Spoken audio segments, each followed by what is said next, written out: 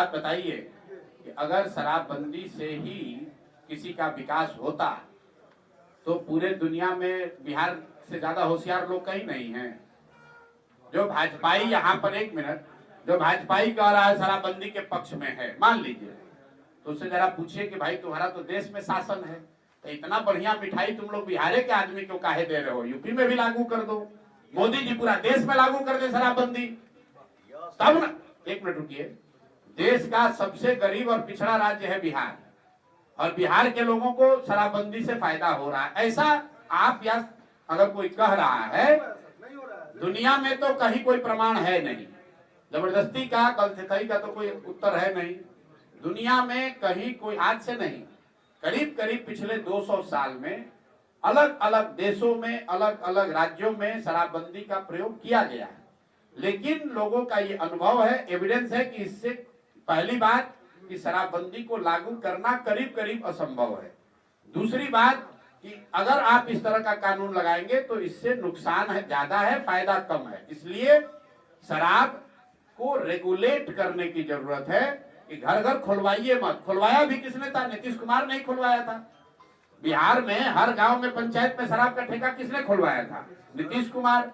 और अभी मान लीजिए कि हम तो इतना ही कह रहे हैं, नीतीश कुमार को छोड़िए, जो भाजपाई हैं उनसे पूछिए, भाई शराबबंदी इतना बढ़िया चीज है, अभी तुम कुंभ का इतना ढुंढोरा पीटे हो, यूपी में लागू करा दो शराबबंदी, हम लोग भी स्वीकार कर लेंगे।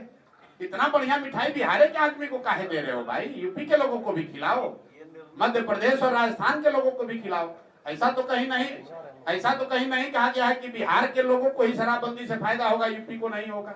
अगर फायदा दुनिया में तो यही लगता है कि भाई चुनाव लड़ेंगे, या अगर पार्टी ने तय किया तो निश्चित तौर पर चुनाव लड़ेंगे, उसमें कोई दिक्कत नहीं है।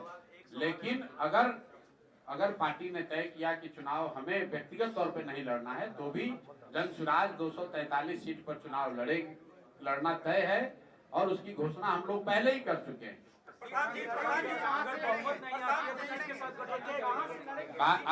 अगर बहुत कहां से लड़ेंगे तो भैया जहां से पार्टी तय करेगी वहां से लड़ेंगे। अभी हमारे नाम से, क्योंकि आप में से कुछ लोगों को पता होगा कि अभी जनसुराज में आवेदन की प्रक्रिया चल रही है।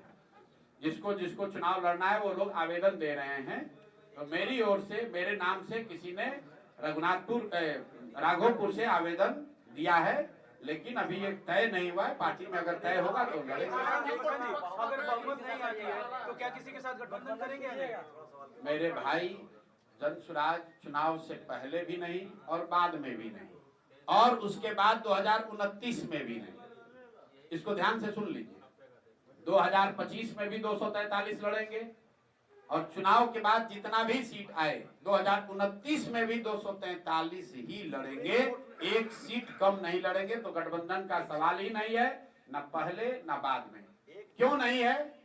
जब हम लोग व्यवस्था बदलने की बात कर रहे हैं, जब हम लोग दूसरे पार्टियों से अलग व्यवस्था की बात कर रहे हैं।